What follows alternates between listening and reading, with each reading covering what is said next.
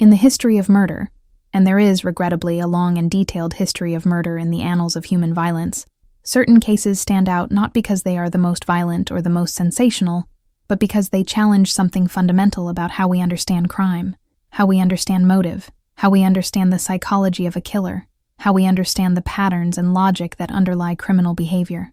The case of Catherine and Margaret Matthews is one such case. It is a case about two women. It is a case about Boston in 1954. It is a case about the mechanisms of police investigation in an era before computers and DNA analysis and the sophisticated forensic techniques that modern detectives take for granted.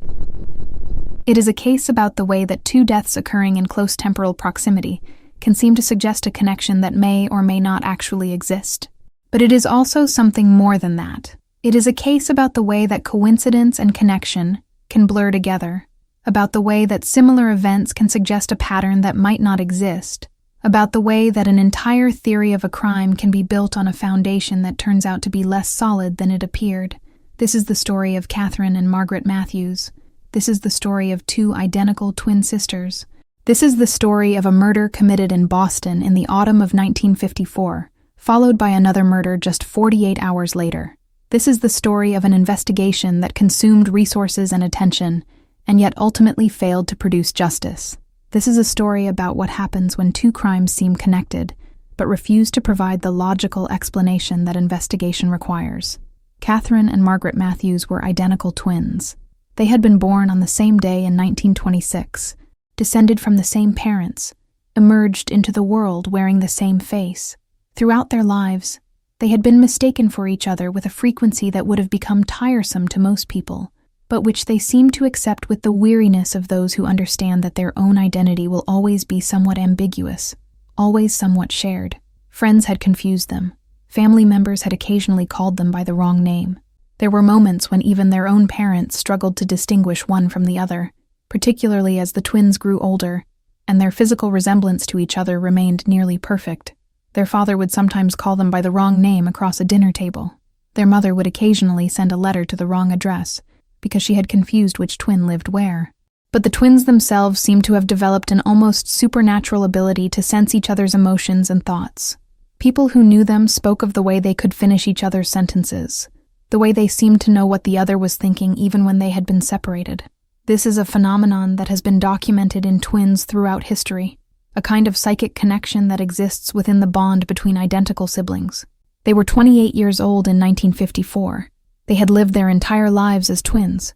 They had developed the kind of twin bond that is often described in psychological literature, a closeness that transcends normal sibling relationships, a connection that operates almost on a psychic level. They could sense each other's emotions. They could anticipate each other's responses. They shared an intuitive understanding that was rooted not just in shared experiences, but in the biological accident of being genetically identical. Their parents, Thomas and Elizabeth Matthews, had both passed away by 1954.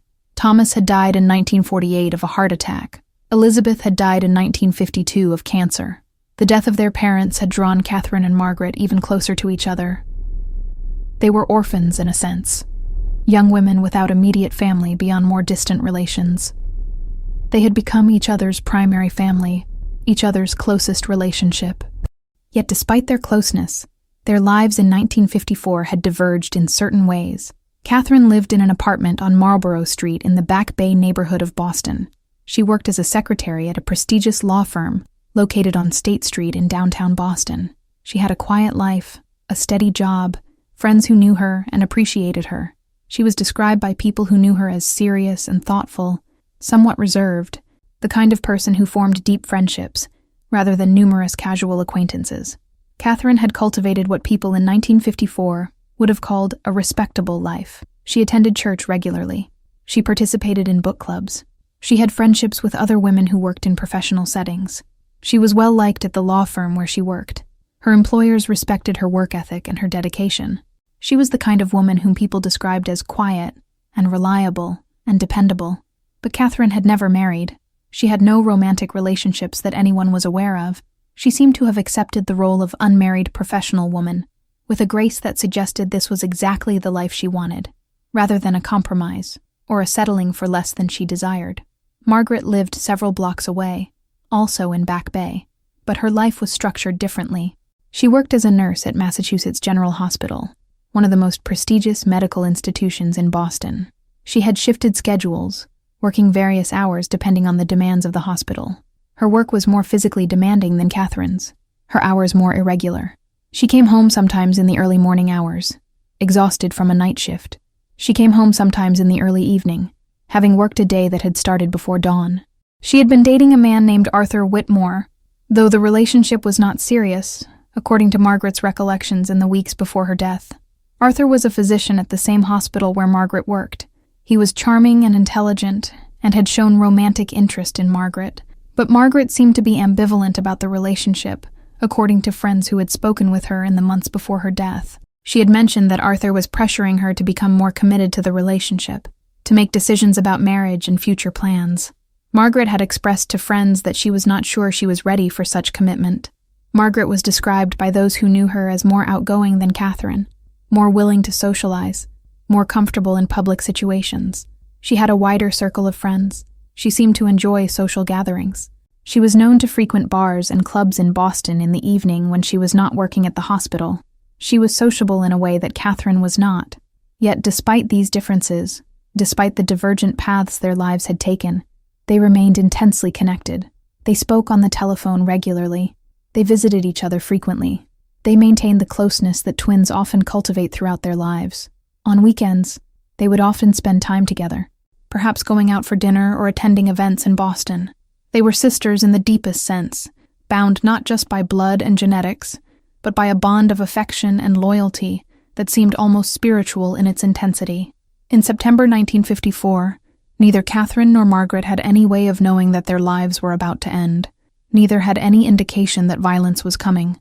Neither had any reason to fear the ordinary events of their days. They were young women in their late 20s, with lives that seemed stable and secure. They had jobs. They had friends. They had each other. There was no indication that catastrophe was approaching. Section 2. The first death, Catherine. The morning of September 14th, 1954, began like any other morning in Boston. The weather was cool, typical for mid-September in New England. The leaves on the trees had not yet begun to turn, but there was a quality to the air that suggested autumn was coming. The city moved through its usual routines. People went to work. Stores opened for business. Life proceeded according to its ordinary patterns. Margaret Matthews was expected at the law firm where she worked by 9 o'clock in the morning. She arrived at the office on State Street at a time consistent with her usual schedule, approximately 8:45 a.m. But as the morning progressed, Catherine did not emerge from her desk area to interact with colleagues. She did not take her usual mid-morning coffee break. She did not participate in the casual conversations that punctuated the workday. By mid-morning, it was becoming apparent that Catherine was not at work. Her desk was empty. Her office was dark. None of her colleagues had seen her arrive. The senior partners at the firm began to make inquiries. Where was Catherine? Had she called in sick? Had there been an accident? A telephone call was made to Catherine's apartment on Marlborough Street. There was no answer. More calls were made. Still no answer. By afternoon, the law firm's partners had decided that something was genuinely wrong.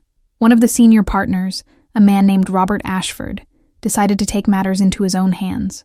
Ashford had known Catherine for 5 years. He respected her and liked her. He was concerned about her welfare. Ashford left the office and traveled to Catherine's apartment building on Marlborough Street. He spoke to the building superintendent, a man named Giuseppe Moretti. Ashford explained that Catherine had not come to work and was not answering her telephone. He asked whether Moretti could enter the apartment to verify whether Catherine was all right. Giuseppe Moretti was reluctant. Entering a tenant's apartment without permission was not protocol. But Moretti understood Ashford's concern, and Moretti knew Catherine, knew her as a quiet, reliable tenant who always paid her rent on time, who never caused problems. Moretti obtained the master key to Catherine's apartment and, accompanied by Ashford, went to the apartment on the second floor. When they entered the apartment, they immediately understood that something terrible had occurred. Catherine was dead.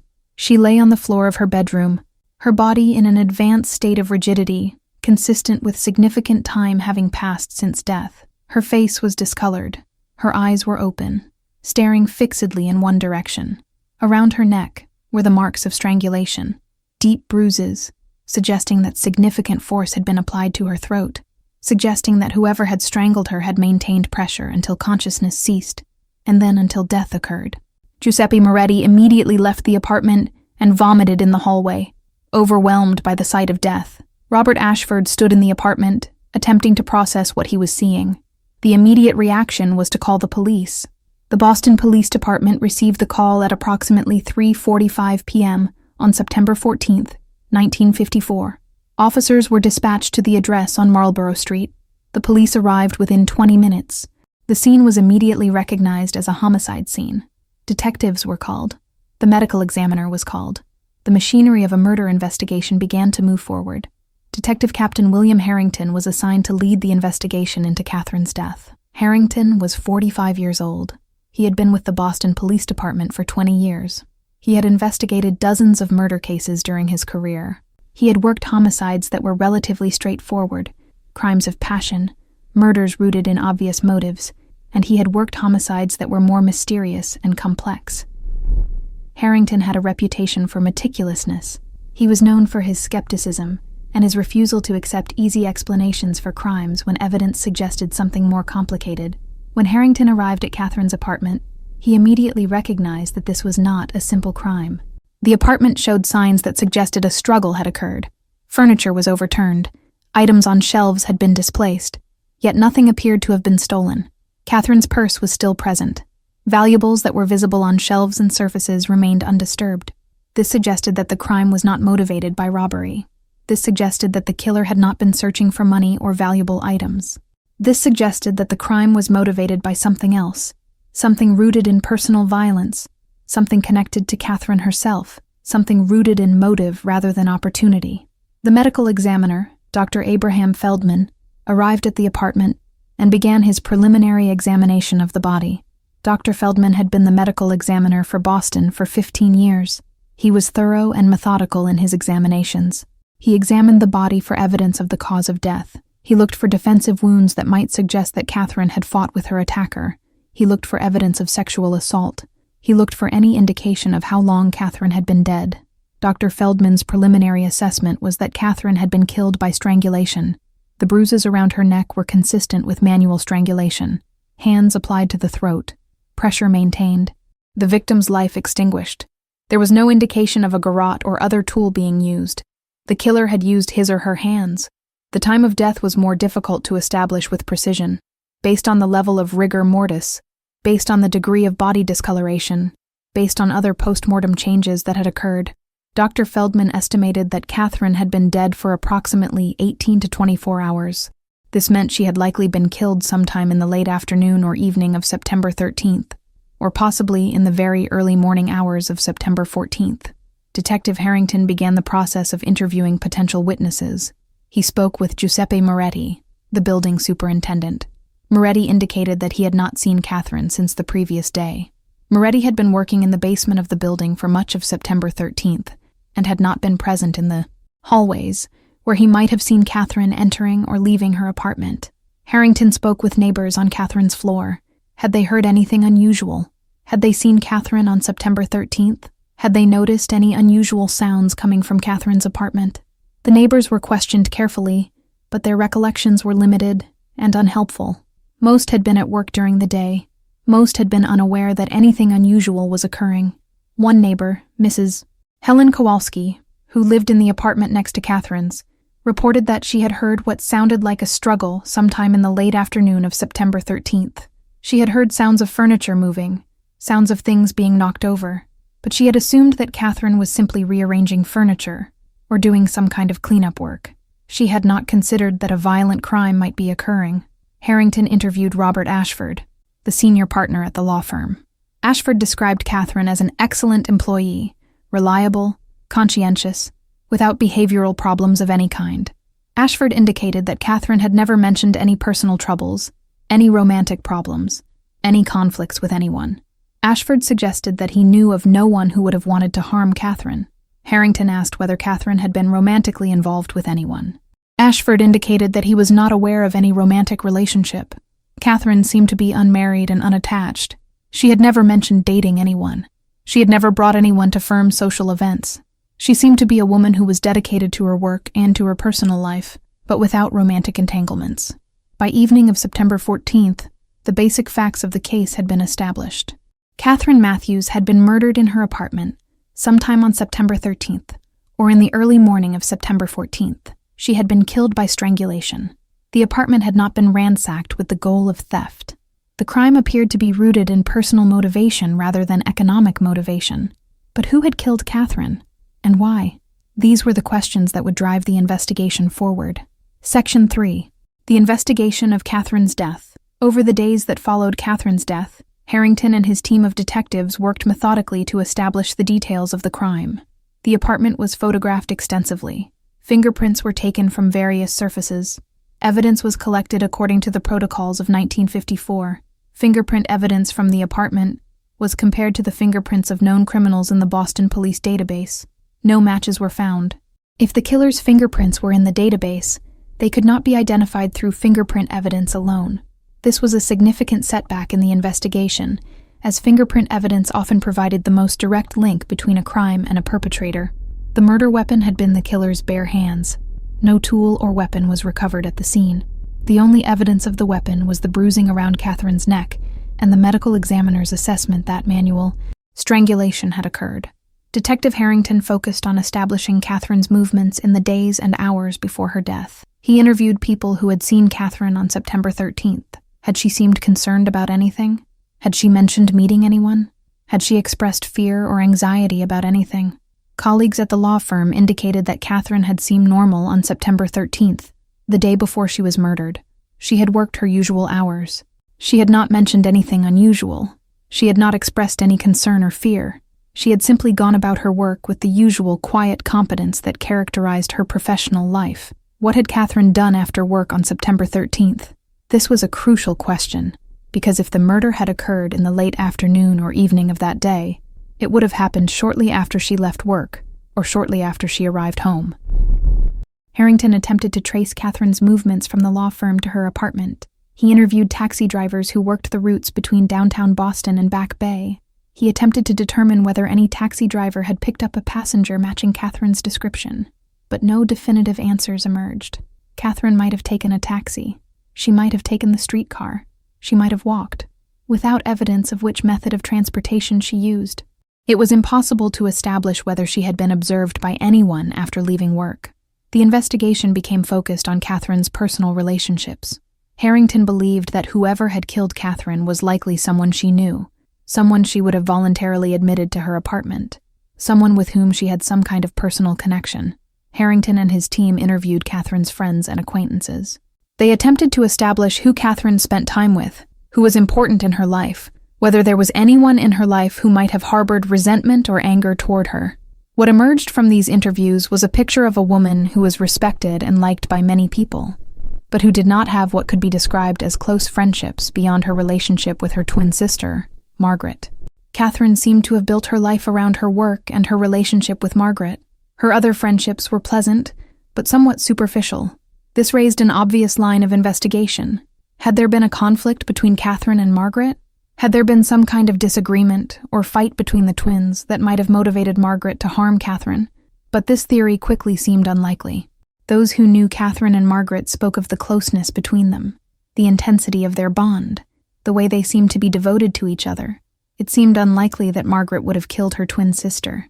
And besides, there was another possibility that Harrington had begun to consider. What if Catherine's murder was rooted in a romantic relationship, or a romantic conflict that Catherine had not disclosed to her friends and colleagues?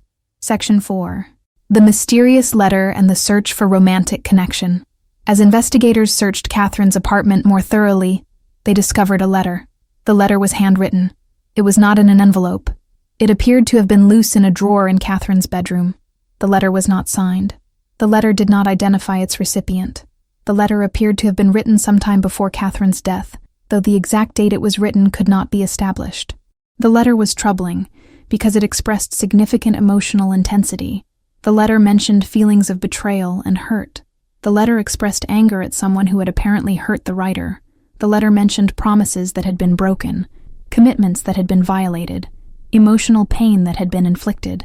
But the letter was not explicitly threatening. The letter did not say, "I am going to harm you," or "You deserve to be punished." The letter was vague in certain ways that made its interpretation difficult.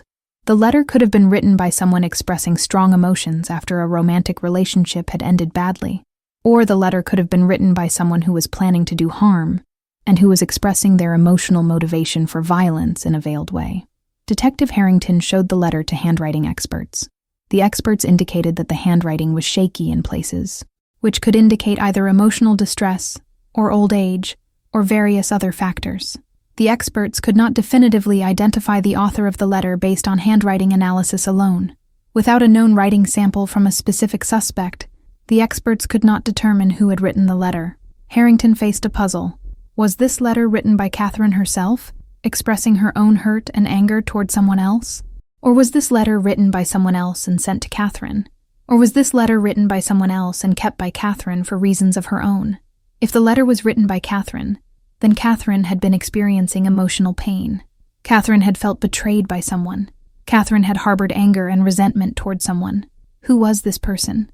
And had Catherine's death been connected to this emotional conflict? If the letter was written by someone else and was in Catherine's possession, then the letter was likely evidence of communication between Catherine and whoever had written it. The letter was evidence of a relationship of some kind between Catherine and the letter writer, and if that relationship had been conflicted or painful, it might have provided motive for violence. Harrington pursued the theory that Catherine had been romantically involved with someone. Perhaps Catherine had kept this romantic involvement secret from her friends and colleagues. Perhaps Catherine had not mentioned it to Margaret. Perhaps there had been a conflict in this relationship that had motivated her killer. But who was this person? The letter provided no clear identification. The letter contained no names, no identifying information beyond vague references to betrayal and hurt. Detectives began to interview Catherine's friends more carefully, attempting to determine whether any of them knew of any romantic involvement in Catherine's life. But the interviews produced no evidence of a romantic relationship. Everyone indicated that Catherine seemed to have no romantic involvement, seemed to be focused on her work and her relationship with Margaret. This was frustrating for Harrington. Either Catherine had kept a romantic relationship completely secret from everyone in her life, or the mysterious letter was not evidence of a romantic relationship at all. As the investigation of Catherine's death continued without producing an obvious suspect or a clear motive, the case began to take on the character of an unresolved mystery. Detectives were pursuing leads that seemed to lead nowhere. Suspects were being considered, and then eliminated as evidence failed to support their involvement. And then, on September 17, 1954, just 3 days after Catherine's body was discovered, something happened that would transform the case and raise questions that would continue to perplex investigators for decades. Section 5. The Second Death. Margaret. Margaret Matthews was scheduled to work a shift at Massachusetts General Hospital on September 17, 1954. She was supposed to arrive at the hospital at 7:00 a.m. to begin her shift as a nurse on the medical ward. But Margaret did not arrive at the hospital. Her supervisor at the hospital, a nurse named Dorothy Chen, called Margaret's apartment at approximately 7:30 a.m., 15 minutes after Margaret's shift was supposed to begin. There was no answer. Dorothy Chen assumed that Margaret might simply be running late. This happened occasionally. Nurses sometimes experienced car trouble or other delays that prevented them from arriving at work precisely on time. By mid-morning, when Margaret had still not arrived and had not called the hospital to report that she would be late, it was becoming apparent that something unusual was occurring. Dorothy Chen attempted to call Margaret again. Still no answer. Margaret's friends and acquaintances were not immediately concerned. Margaret's life was structured around her work schedule at the hospital, but she sometimes socialized in the evenings, and on her days off. She sometimes went out dancing at clubs in downtown Boston. She sometimes spent time with her sister Catherine. It was not inconceivable that Margaret had simply chosen to spend time doing something other than going to work, though this would have been unusual for someone as reliable as Margaret had shown herself to be. But as the day progressed, concern began to grow. Margaret's emergency contact was listed at the hospital as her sister, Catherine Matthews. The hospital attempted to call Catherine at her workplace to report that Margaret had not come to work and was not answering her telephone. But Catherine did not answer her telephone either.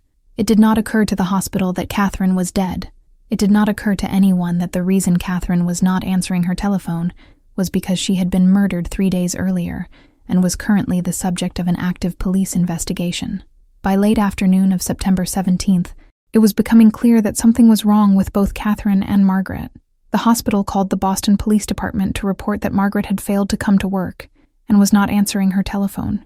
The police began to search for Margaret. The initial search was casual. Police were looking for a young woman who had failed to come to work. It was assumed that she might have been in an accident. It was assumed that she might have become ill.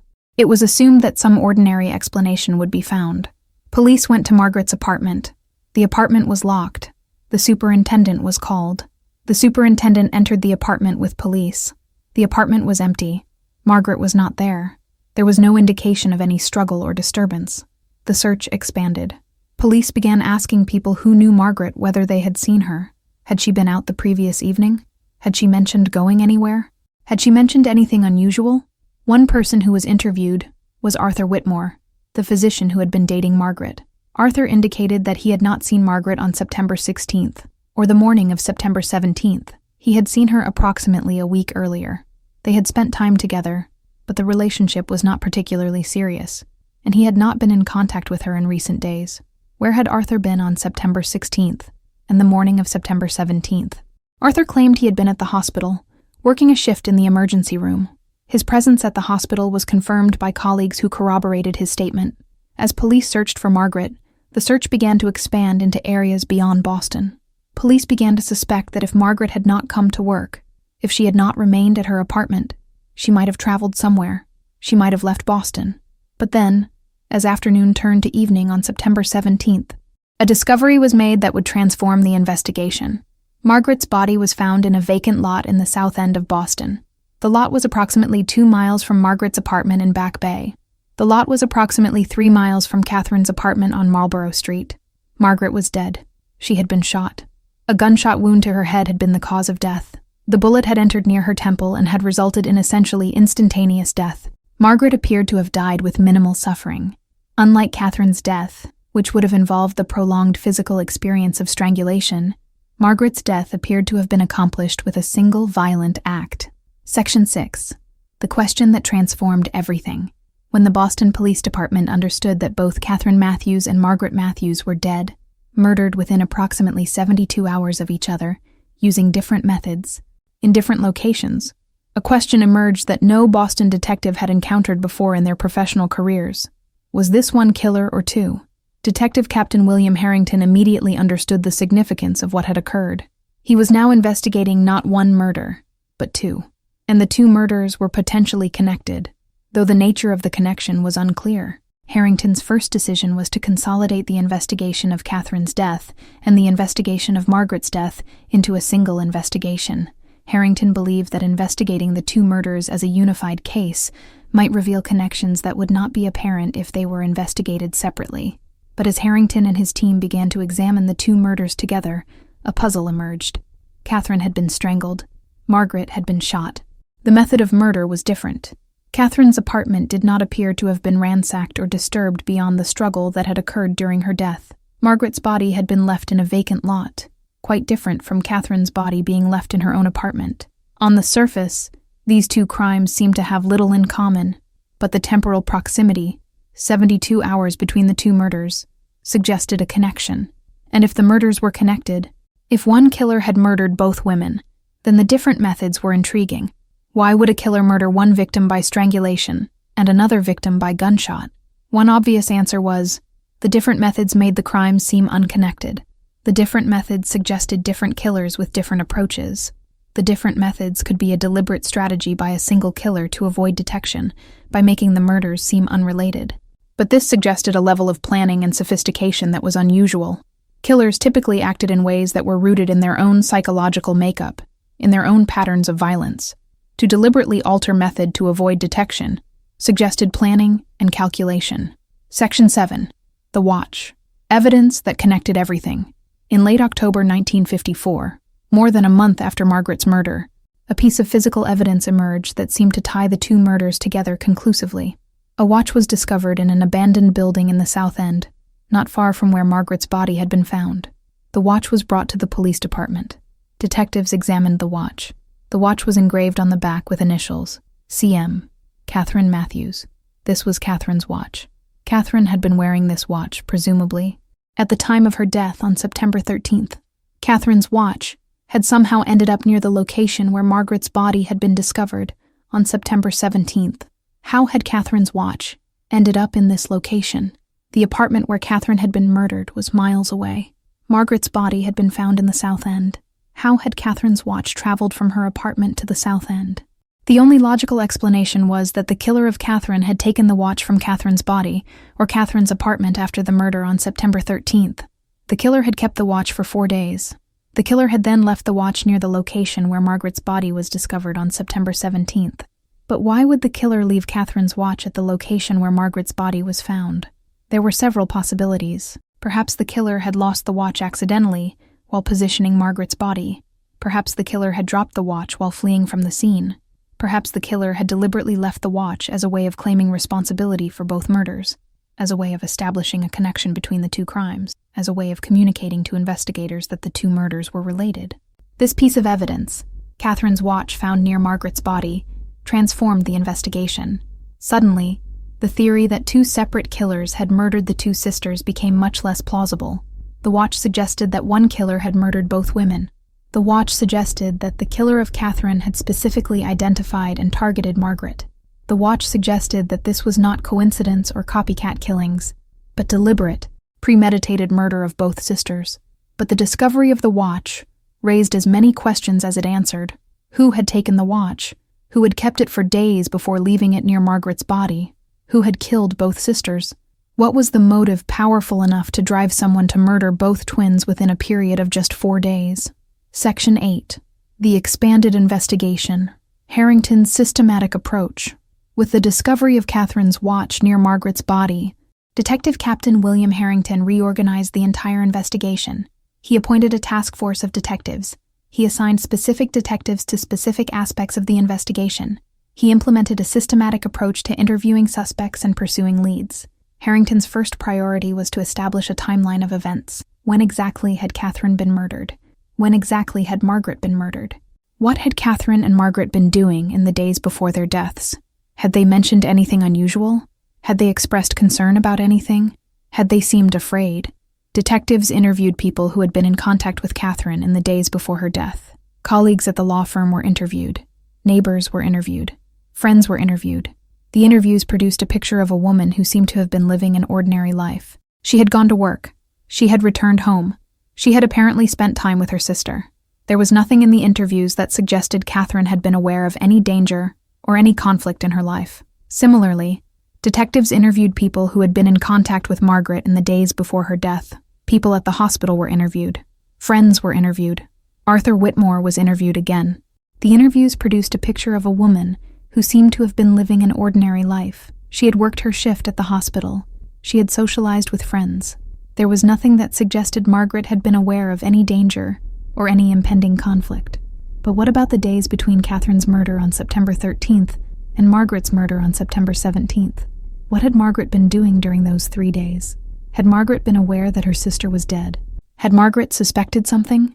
According to witnesses, Margaret had seemed normal on September 14th, the day after Catherine was murdered. Margaret had gone to work at the hospital. She had worked her shift. She had apparently been unaware that her sister had been murdered. The investigation of Catherine's death had been kept relatively quiet. News of Catherine's death had not yet reached the newspapers. The public was not yet aware that a murder had occurred. So Margaret had lived her life for 3 days without knowing that her sister was dead. This must have been a cruel irony. On September 14th, 15th, and 16th, Margaret had gone about her ordinary life, unaware that Catherine would never come home, unaware that the person she was closest to in the world had been murdered. And then, on September 17th, Margaret had been murdered herself. This raised an intriguing question.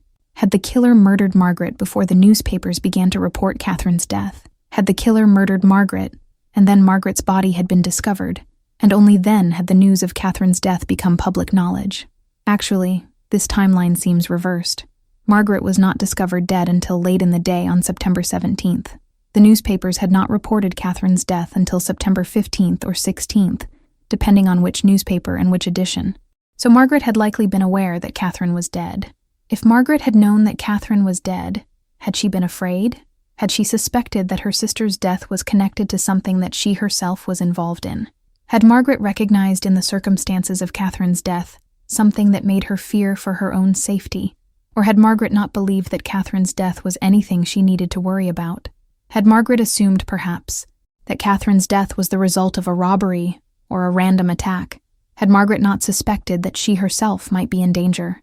These questions could not be definitively answered. Margaret was dead. She could not speak to what she had been thinking, what she had been feeling, what she had suspected or feared. Section 9. James Caldwell, the primary person of interest. As the investigation into both murders continued, a man named James Caldwell emerged as the primary person of interest. Caldwell was 32 years old. He worked as an engineer at a firm in downtown Boston. He was educated and sophisticated.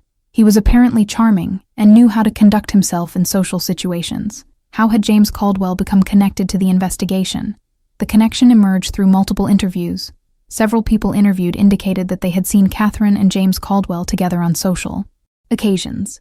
Several people indicated that James Caldwell had shown romantic interest in Catherine. Some suggested that Catherine and James Caldwell had been romantically involved. When asked about his involvement with Catherine, Caldwell initially claimed that he barely knew her.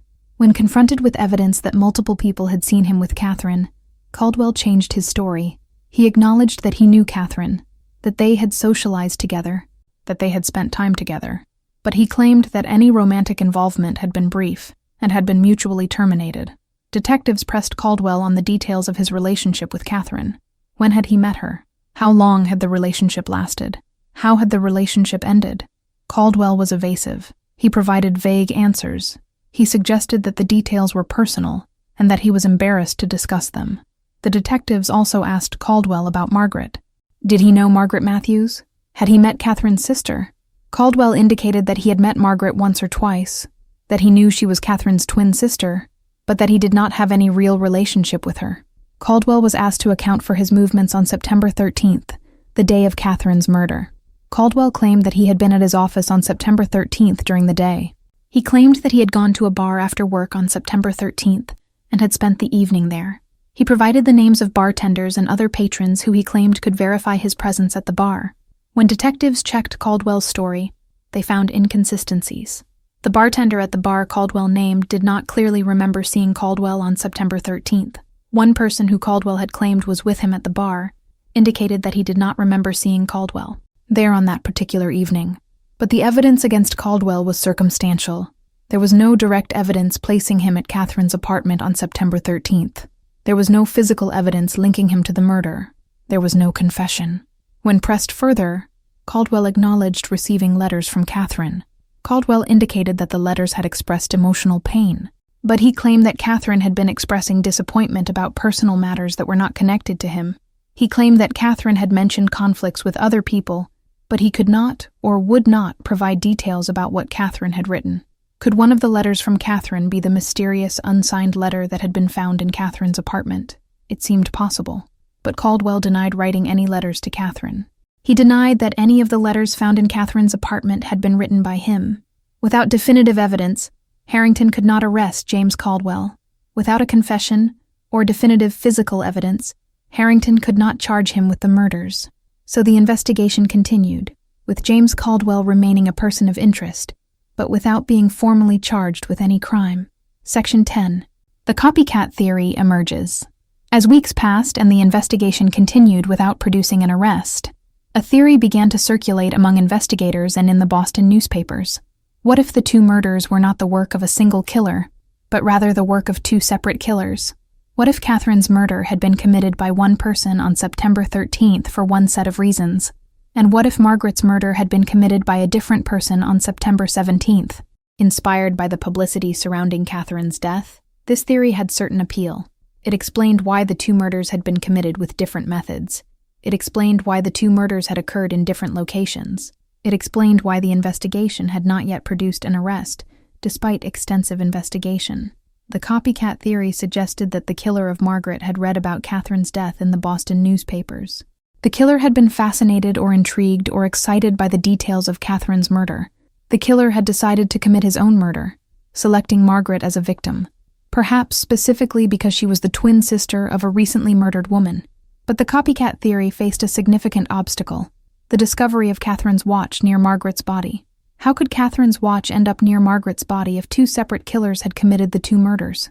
The watch suggested a connection between the two murders, suggested that whoever had killed Catherine had also been present at the location where Margaret's body was discovered. Detective Harrington grappled with this problem. How could the copycat theory be reconciled with the physical evidence of Catherine's watch?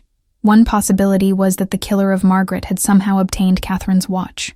Perhaps the killer of Catherine had left the watch behind or discarded it somewhere. Perhaps the killer of Margaret had found the watch. Perhaps the killer of Margaret had deliberately planted the watch near the location where Margaret's body was discovered, attempting to make it appear that the two murders were connected, when in fact they were separate crimes. This theory suggested a level of planning and sophistication. It suggested a killer who was not simply inspired by news coverage, but who was engaged in a deliberate attempt to manipulate the investigation by creating false evidence of a connection between the murders. But this theory remained speculative. There was no evidence that anyone other than the original killer of Catherine had handled Catherine's watch. There was no evidence that the watch had been separately obtained and planted by someone else. Section 11. Investigation without resolution. As months passed, and the investigation continued without producing an arrest, frustration grew among the detectives working the case and among the Boston public. 2 young women had been murdered. Both murders appeared to be related, at least temporally and geographically. Yet the killer or killers remained unknown and unpunished. The newspapers continued to cover the case.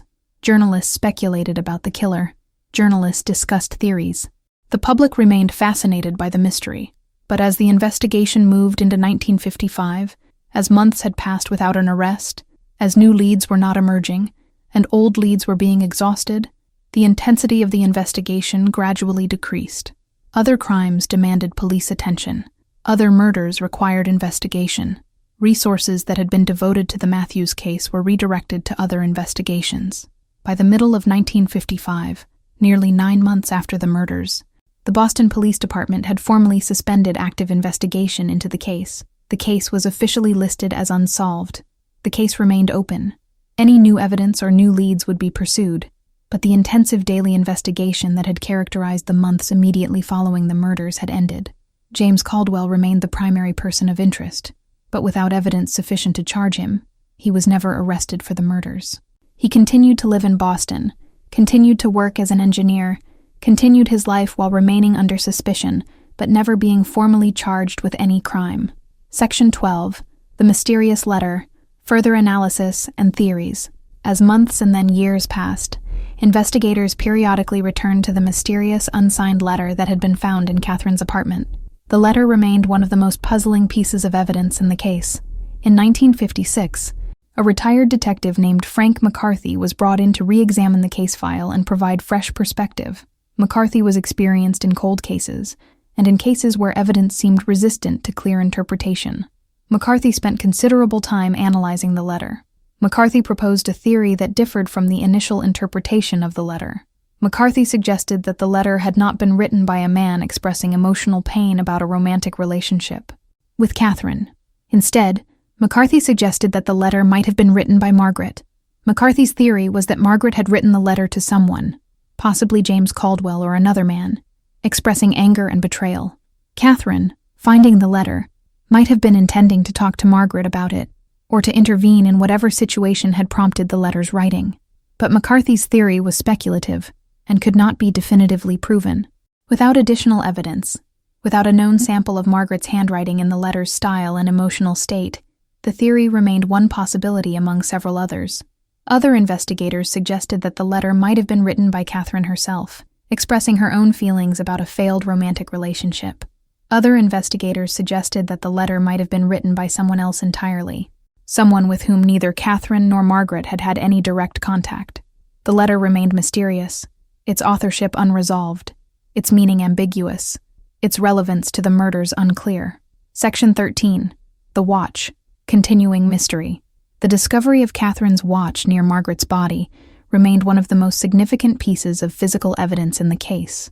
The watch suggested a connection between the two murders. But investigators struggled to understand exactly what the significance of the watch was. Why had the killer taken the watch from Catherine's apartment? Had the watch been on Catherine's body at the time of her death? Had the killer removed it? Or had the killer taken the watch from Catherine's apartment after her death? If the watch had been on Catherine's body, then the killer's handling of the watch suggested a level of familiarity and comfort with the victim's body. This suggested someone who was not disturbed by contact with the body of his victim. This suggested someone who was comfortable with violence, comfortable with death. If the watch had been taken from Catherine's apartment, then the killer had spent time in the apartment after Catherine's death.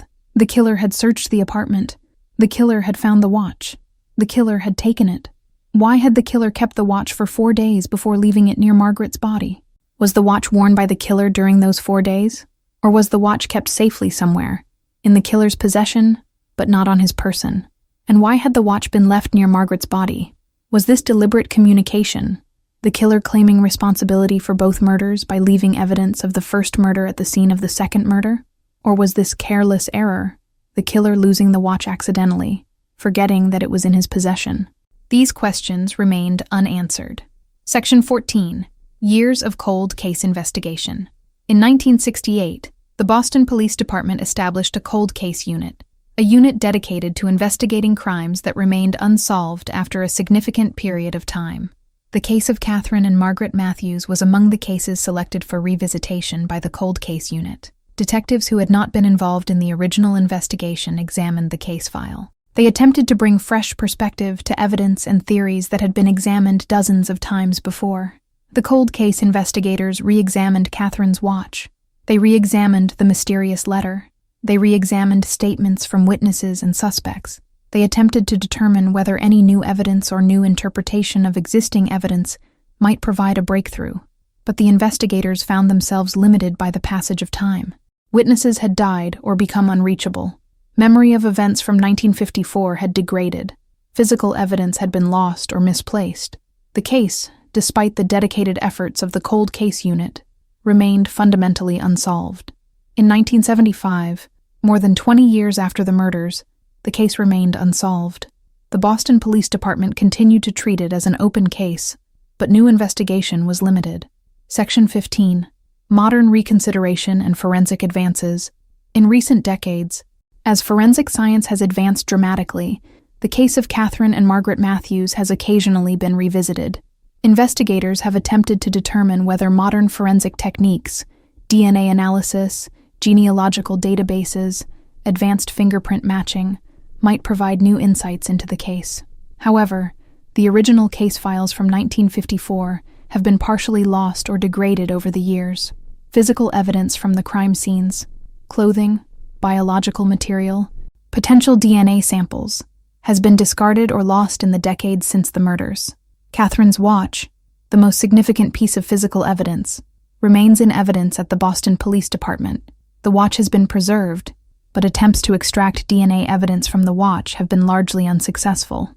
The watch has been handled by hundreds of people over the decades, and any biological material that might have been present has been contaminated or degraded. Without the original biological material or definitive DNA evidence, modern forensic techniques cannot provide the kind of breakthrough that might definitively solve the case. Investigators are limited to re-examining the documentary evidence that survives. Detective notes, interview transcripts, newspaper accounts, evidence logs.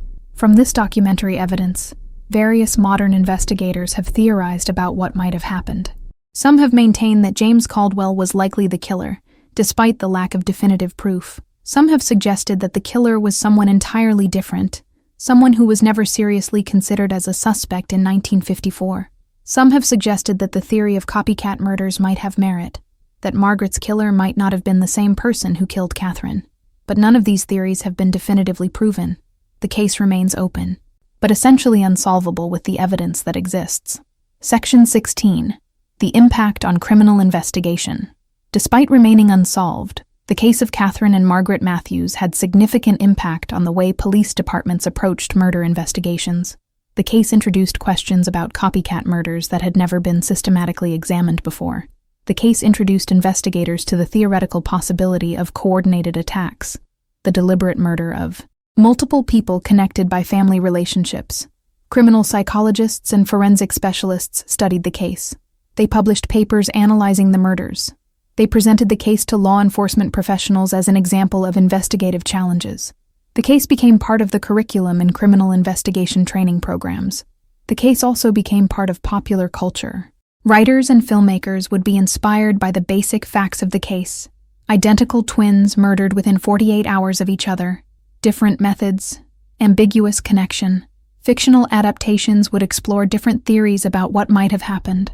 But the real case, the actual murders of Catherine and Margaret Matthews in 1954, remained unsolved. The real killer or killers remained unknown. The real truth about what had happened remained obscured by the mists of time and the limitations of the investigation. Section 17. What we know and what we don't. In 2025, more than 70 years after the murders of Catherine and Margaret Matthews, the case remains unsolved. The files remain in police archives. The case remains technically open, but new investigation is unlikely, given the passage of time and the loss of physical evidence and the death of potential witnesses. What we know about the case is what we know from the documentary record that survives. We know that 2 women were killed within 72 hours of each other. We know that they were identical twins. We know that they were killed by different methods. Catherine by strangulation, Margaret by gunshot. We know that Catherine's watch ended up near Margaret's body.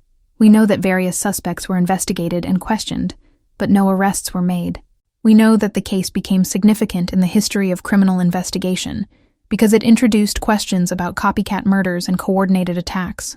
What we do not know, what may never be known, is the truth about what actually happened. Who killed Catherine Matthews? Who killed Margaret Matthews? Were the 2 murders the work of one person or 2? What was the motive? What connected the killer or killers to the victims?